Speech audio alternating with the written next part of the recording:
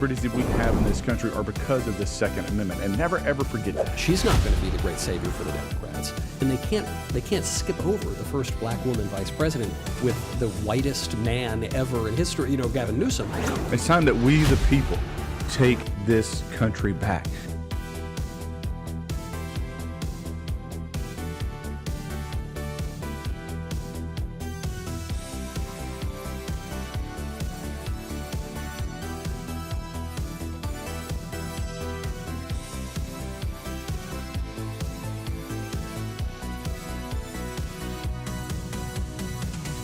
And if you try to transition a child, you are guilty of child abuse, and every doctor, every nurse, every clinician that is helping that is culpable in that crime. This thing is so full of pork that even Scrooge and the Grinch are happy about it. There wouldn't be a First Amendment without the Second Amendment. Your right to freedom of speech, your freedom of religion, the freedom and liberties that we have in this country are because of the Second Amendment, and never ever forget that. She's not going to be the great savior for the Democrats, and they can't skip over the first black woman vice president with the whitest man ever in history, Gavin Newsom. It's time that we, the people, take this country back.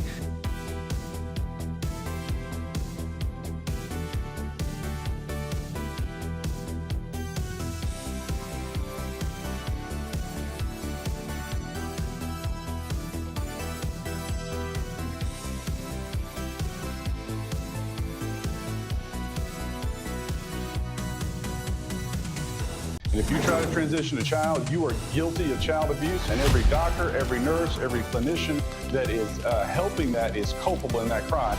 This thing is so full of pork that even Scrooge and the Grinch are happy about it. There wouldn't be a First Amendment without the Second Amendment. Your right to freedom of speech, your freedom of religion, the freedom and liberties that we have in this country are because of the Second Amendment, and never ever forget that. She's not going to be the great savior for the Democrats, and they can't skip over the first black woman vice president with the whitest man ever in history, Gavin Newsom. It's time that we, the people, take this country back.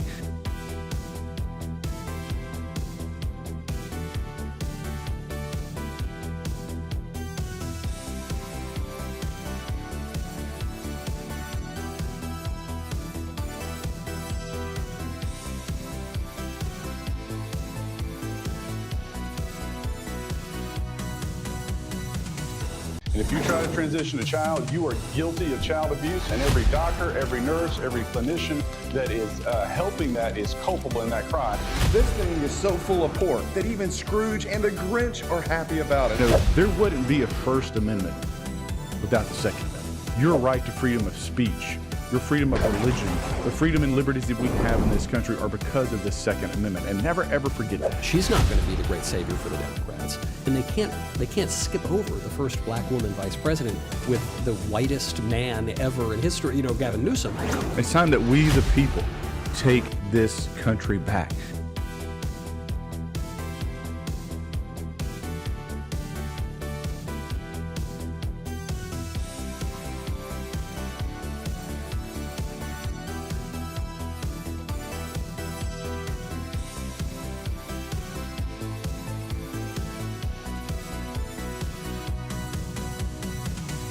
And if you try to transition a child, you are guilty of child abuse, and every doctor, every nurse, every clinician that is helping that is culpable in that crime.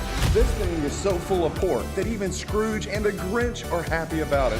There wouldn't be a First Amendment without the Second Amendment. Your right to freedom of speech, your freedom of religion, the freedom and liberties that we have in this country are because of the Second Amendment, and never ever forget that. She's not going to be the great savior for the Democrats, and they can't skip over the first black woman vice president with the whitest man ever in history, Gavin Newsom. It's time that we, the people, take this country back.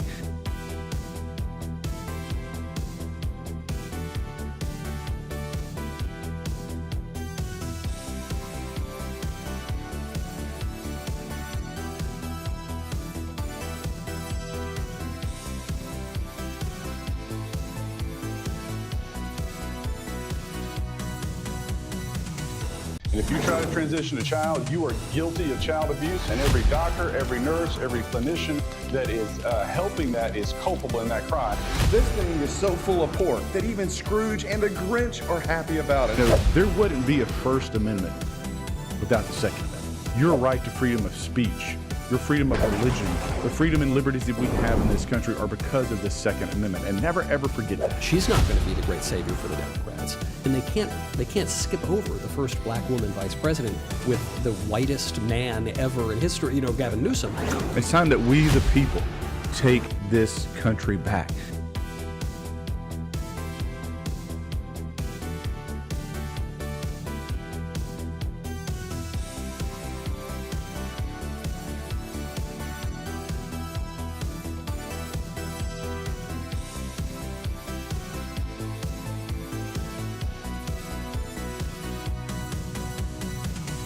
And if you try to transition a child, you are guilty of child abuse, and every doctor, every nurse, every clinician that is helping that is culpable in that crime. This thing is so full of pork that even Scrooge and the Grinch are happy about it. There wouldn't be a First Amendment without the Second Amendment. Your right to freedom of speech, your freedom of religion, the freedom and liberties that we have in this country are because of the Second Amendment. And never ever forget that. She's not going to be the great savior for the Democrats, and they can't skip over the first black woman vice president with the whitest man ever in history. You know, Gavin Newsom. It's time that we, the people, take this country back.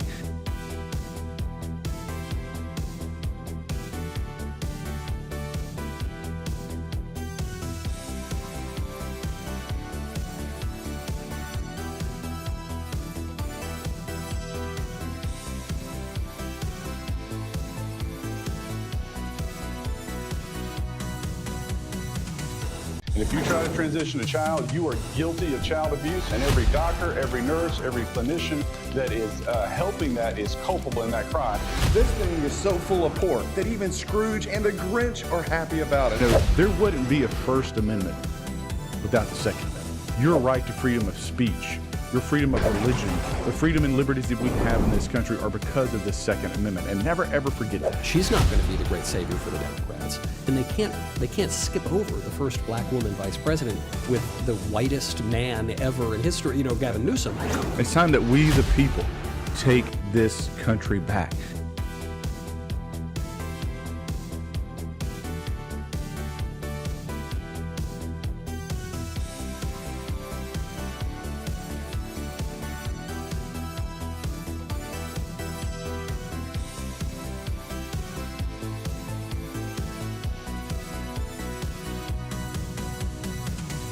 And if you try to transition a child, you are guilty of child abuse, and every doctor, every nurse, every clinician that is helping that is culpable in that crime.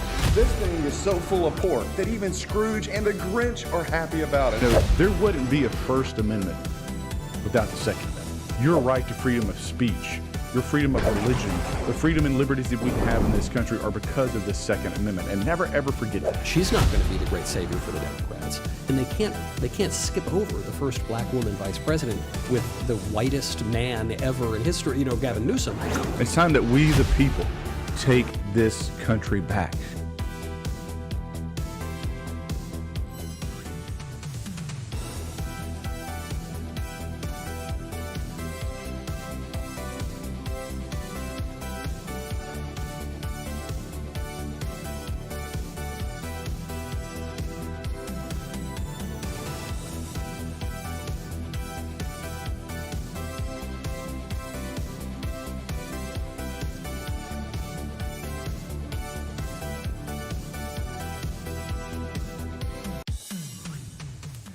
Well, hey everybody, I'm Congressman Andy Ogles, and welcome to this episode, the 30th episode of Restoring the Republic. Now, look, we've got a special treat for you tonight. This is the IMPEACHAthon. As you've known, you've seen the weaponization of the government against us. We saw it during Donald Trump. We saw it at the agencies against the American people, and we're seeing it again today with the current administration. So I have two very special guests, one of which is on his way, Eli Crane from Arizona.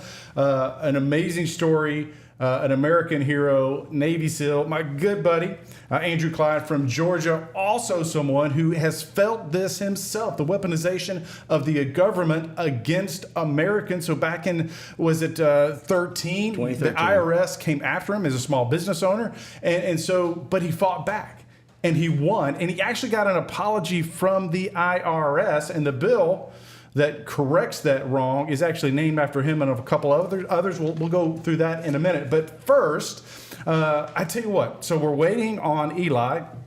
And so what I want to do is set the stage for you, okay? And then we're going to play a clip, and I want these guys to react to that clip and set the stage for why this is important. So look, you've got Donald Trump is hundreds of executive actions really trying to right-size government, to create accountability in government. You have the DOGE initiative led by Elon Musk, where they're literally digging in, trying to find waste and fraud. And so what we have on this board over here to my right is a menu, if you will. And so I have impeachment articles against two of these individuals, Mr. Bates and Mr. Ali. And then the other two have been selected by Mr. Crane and Mr. Clyde. But over here, we have other woke activist judges who are literally working against the President of the United States. Now, keep in mind, our founding fathers warned us about a weaponized activist judiciary. And probably, I would argue, never before in history have we seen it to this level, where you have these judges. Oh, and by the way, this dude has only been an American citizen for about 5 years. He's been on the bench for a year. And I would question where his allegiances lie, to the Constitution of Canada or to the Constitution of the United States of America. Because you know what? He's not following it right now, which is why we're going to bring justice to bear on this woke liberal judge. So let's get to Andrew. We'll come back to the clip in a minute. So now, we've got U.S. District Judge John McConnell from Rhode Island. Yeah. He's barring the DOGE initiative and President Trump from freezing federal funds going to agencies like USAID and the NGOs that help illegals and host wasteful projects. Now, keep in mind, we know that USAID was used against Americans. It was money funneled through media organizations. I would argue that USAID, some of that money helped terrorism, but that's a separate conversation. So let's play the clip of Mr. McConnell and then let you take it away. All right, thank you. When you're sentencing someone, when we talk about sentencing, that you have to take a moment and realize that this, middle-class, white, male, privileged person needs to understand the human being that comes before us, that may be a woman, and may be black, may be transgender, may be poor, may be rich, may be whatever, where courts stand and enforce the rule of law that is against arbitrary and capricious actions by what could be a tyrant or could be whatnot. We saw plenty of examples of that recently. So too often, to really understand this, we fall back on kind of a stereotypical comment that judges should have no opinions and whatnot. And that's just not true. We have put together a diversity and inclusion and racial justice committee that has 3 goals, that in many ways racism is the white people's problem and white people need to figure out how to solve it and need to do the hard work to fixing it.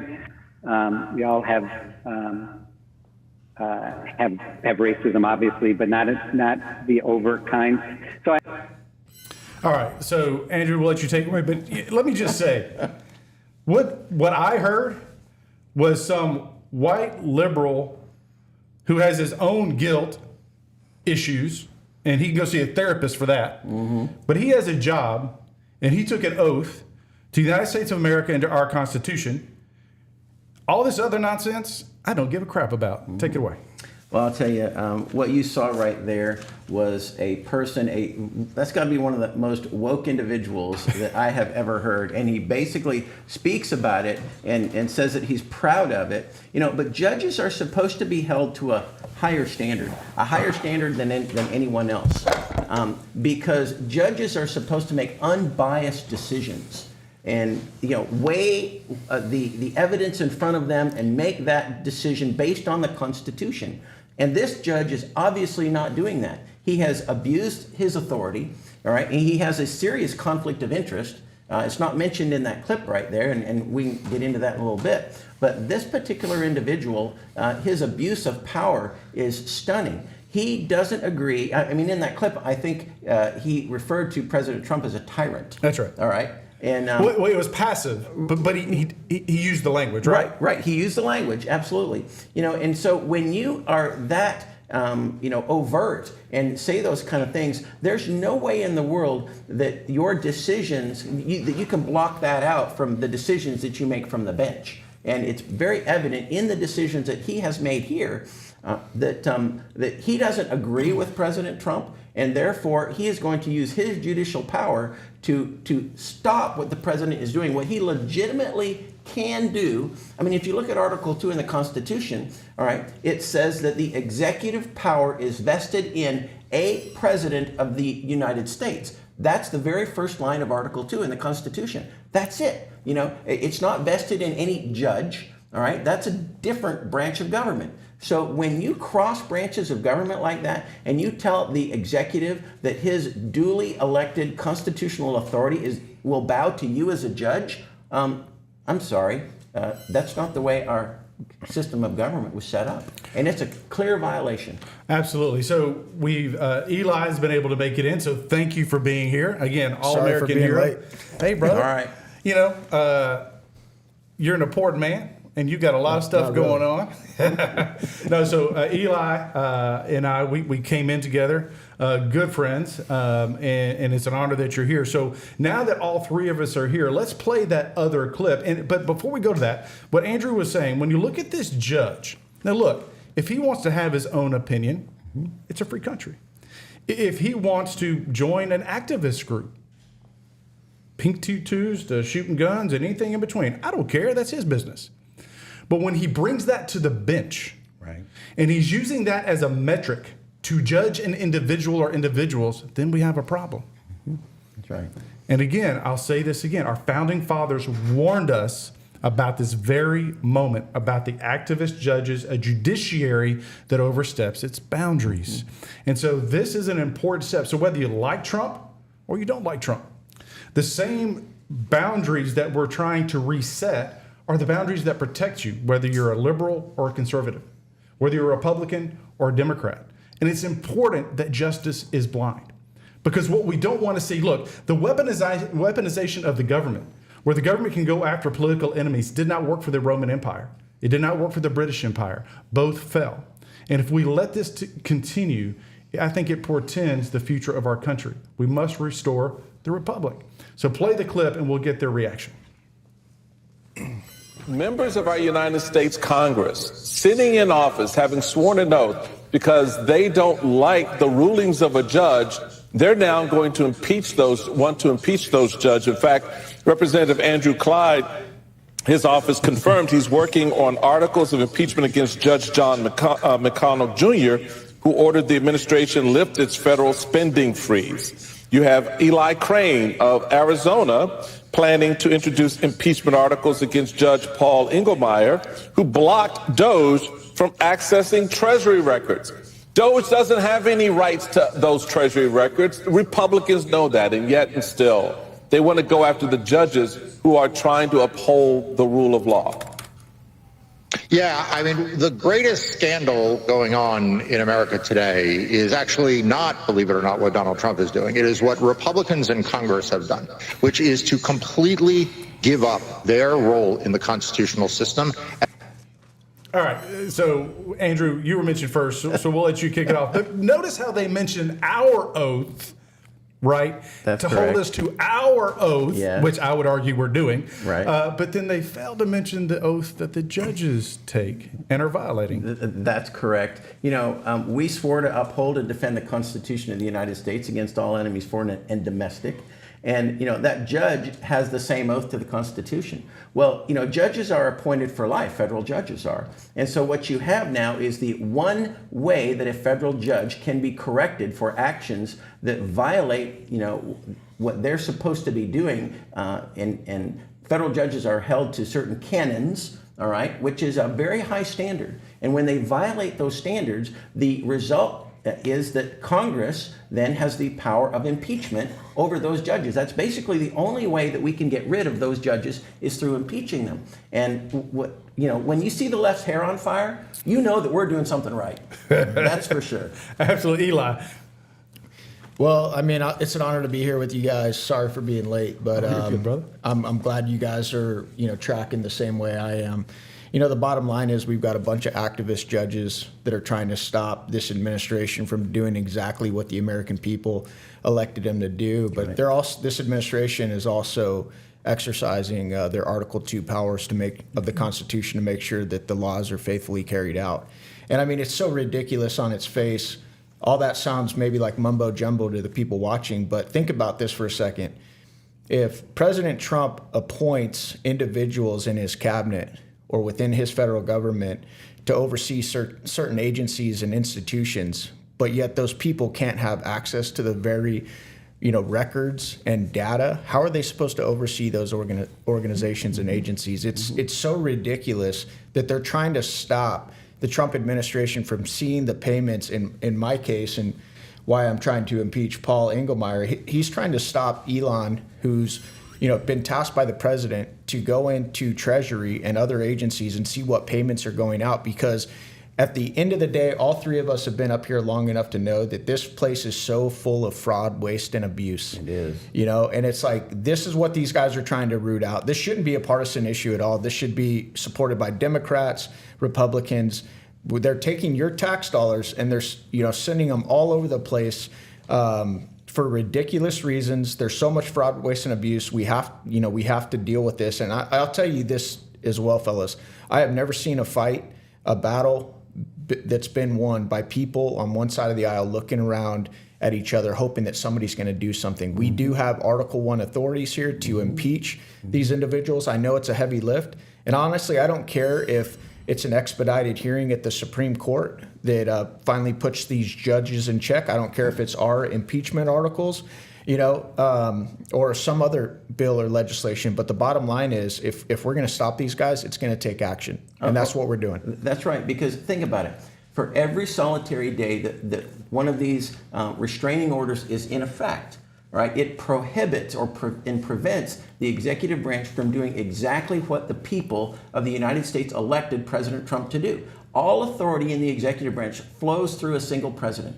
So when he appoints someone or he recommends to the Senate and the Senate approves someone, confirms a secretary, that individual's authority flows through the president and cannot be challenged by the judicial branch, which is a completely separate branch. Otherwise, that judge is clearly violating the Constitution and saying that, hey, no, I'm a judge. I can now tell the executive branch what they can and cannot do within their constitutional authority. That's a constitutional crisis right there. Well, sure. I mean, and to be clear for those that are watching, that President Biden, because he was unable to do the job 24/7, right? We all know that's now fact. That's not rhetoric. Is we have pictures of Jill Biden leading cabinet meetings. Mm-hmm. Jill Biden wasn't elected. No. Right? She was not a secretary that was confirmed by the Senate. No.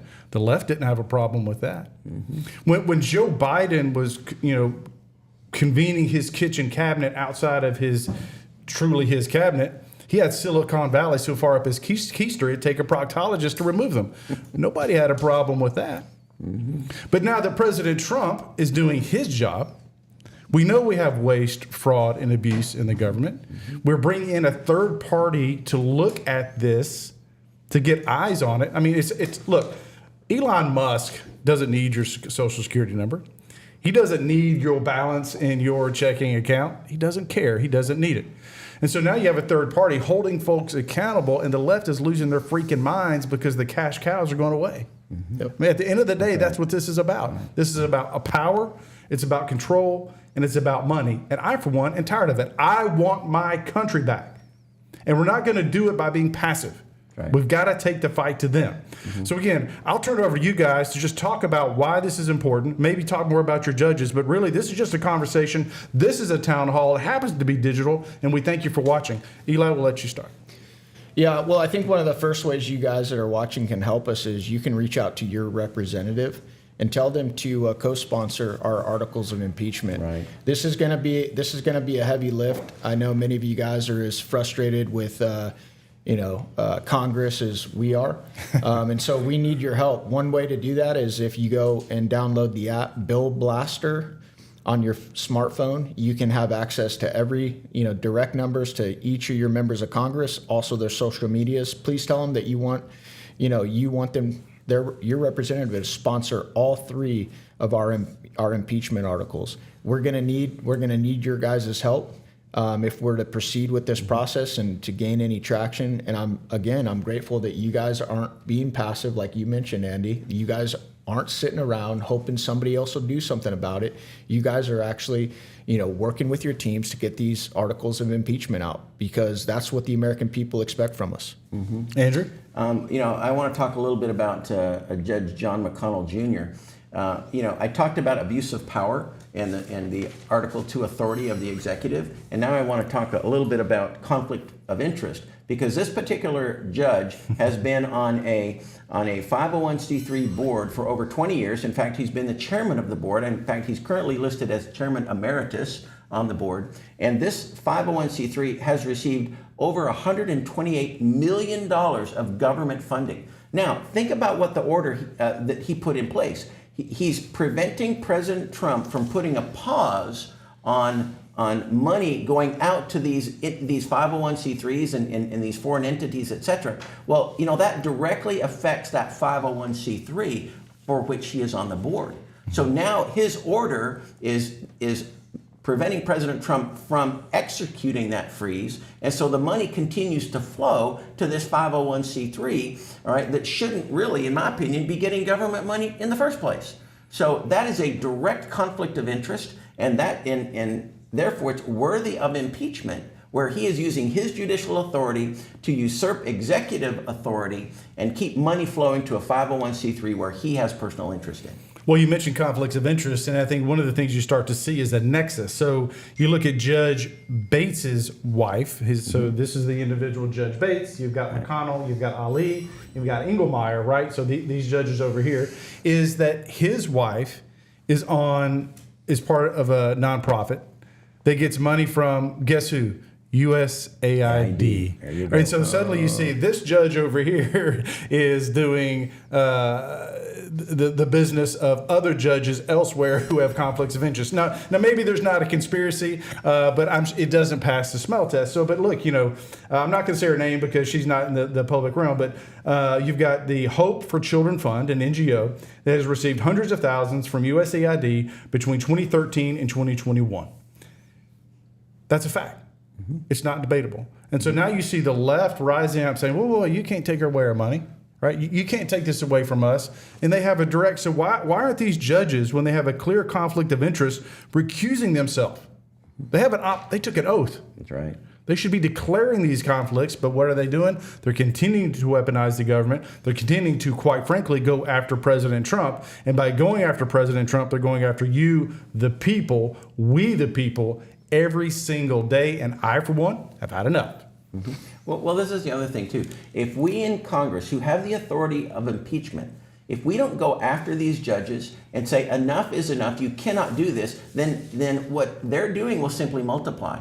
And you'll have more judges, more activist, liberal activist judges involved in this process, and they will stymie President Trump's ability. They'll put roadblock after roadblock in the way of his executive authority. And, we're time limited here. We've got about 18 months to really do what needs to be done with this particular Congress. We don't know what's going to happen, in the 26th election. We don't know if we're going to keep the House or not. I believe we will. But if we don't, then what's going to happen is what happened in President Trump's first term. You're going to have a Democrat House, which is going to come after President Trump for everything and anything. It's going to be impeachment after impeachment after impeachment. So we need to be doing this right now and stopping these liberal activist federal judges and put some pressure on them. You know, did they want their legacy to be, I got impeached by the House? You know, because impeachment means bringing up on charges, all right? Then they have to go to the Senate and they go on trial. They go on, a judge now not presiding over his courtroom, but actually being the defendant in a trial. How's that?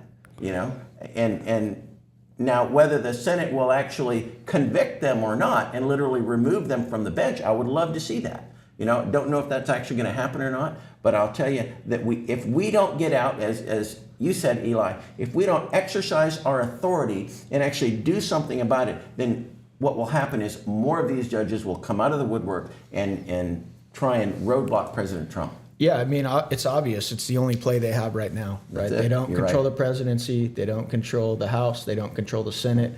So what are they doing? They're using the judicial branch and their activist judges to try and stop what this administration, the whirlwind of this administration is up to. And I think the people love what this administration is up to. When I talk to my constituents, a lot of them, when they look at what DOJ is doing and how much they've uncovered in just a little over a month's time, they are blown away. And they suspected for a long time that this place was corrupt, but now they're seeing the receipts. And that's why this effort is so important. But that's why we need you guys. We need you, the American people, to help us get other representatives on board with this. Use the fact that most politicians are like political windsocks. You know, if you start blowing up their office, blowing up their social media, they don't like it. And we can start to build pressure from the bottom on this thing because, like Andrew said, we don't have a lot of time. Right. Well, you know, as we close, I'll just say, you know, as you look at the board over here, it's important to understand that these judges are literally defying the President of the United States. So you have Bates, you have McConnell, you have Ali, you have Engelmeyer. One is mandating that the president turn over your taxpayer dollars to foreign aid, to foreign governments. That would be this knucklehead. You've got Bates down here that I'm going after. Well, I'm going after Ali too, but Bates, who's literally wanting to restore information about transgender surgeries and gender modification back to government websites. That's not the government's role. And by the way, if you're doing that to a minor, it's called child abuse. You should be in prison. But that's a whole separate conversation. Then you have these other guys, and so you go through the list, whether it's Maryland and D.C. and New Hampshire and Maryland. They're all from blue states, woke judges, activist judges, and they're not just coming after the president. They're not just coming after the taxpayer dollar. They're coming after you, right? And as I look at the camera, sorry, I'm looking at the screen and I'm looking at their faces, but all that to say is that enough is enough, because if you give them an inch, they're going to take a mile. Right. We've got to draw the line in the sand and say no more. And like Eli said, it's like they're literally, the American people literally getting to see the receipts. Like they're peeling back the waste from the IRS or the Treasury or the FBI or et cetera, USAID. And so final word, gentlemen, I want to thank you all. Thank you to Elon for your work. Because look, you don't need this headache. You don't need this job. You don't need this criticism, and yet you're doing yeoman's work in trying to fix what has otherwise been broken for decades. Mm-hmm. Eli, Andrew, and we'll close it out. All right. I just thank everybody for tuning in and watching. I do want to say thank you to the Trump administration for actually, being one of the first politicians that I've seen in my lifetime actually try and keep every promise that they've made to the American people. And once again, I want to ask you guys to support these efforts. You can support us. Please download Bill Blaster on your phone. Start blowing up your representatives, your senators, your House reps, and get them to get online and support us in this effort because, like Andrew said, we don't got a lot of time. Mm-hmm. And I just want to say, thank you to you, Andy. I appreciate this opportunity to speak to the American people, and you, Eli, as well. But also, I want to say thank you to Elon Musk. Thank you so much for doing what you're doing. As Eli said, you don't have to do this. You're taking all sorts of slings and arrows for the American people, and we appreciate that so much. You're helping to give some of the weaker members of Congress some backbone. You're giving us information, hard facts with which to combat the lies of the left. And so, Elon, thank you so much. Keep doing what you're doing and exposing the waste, fraud, and abuse in government. And President Trump, thank you for hitting them fast and hard and effectively and Keep it up. Well, I'm Tennessee's Congressman Andy Ogles. This is Arizona's Eli Crane, Georgia's Andrew Clyde. This is the 30th episode of Restoring the Republic, and we are fighting for you. If you try to transition a child, you are guilty of child abuse, and every doctor, every nurse, every clinician that is helping that is culpable in that crime. This thing is so full of pork that even Scrooge and the Grinch are happy about it. No, there wouldn't be a First Amendment without the Second Amendment. Your right to freedom of speech, your freedom of religion, the freedom and liberties that we have in this country are because of the Second Amendment. And never ever forget that. She's not going to be the great savior for the Democrats, and they can't skip over the first black woman vice president with the whitest man ever in history. Gavin Newsom. It's time that we, the people, take this country back.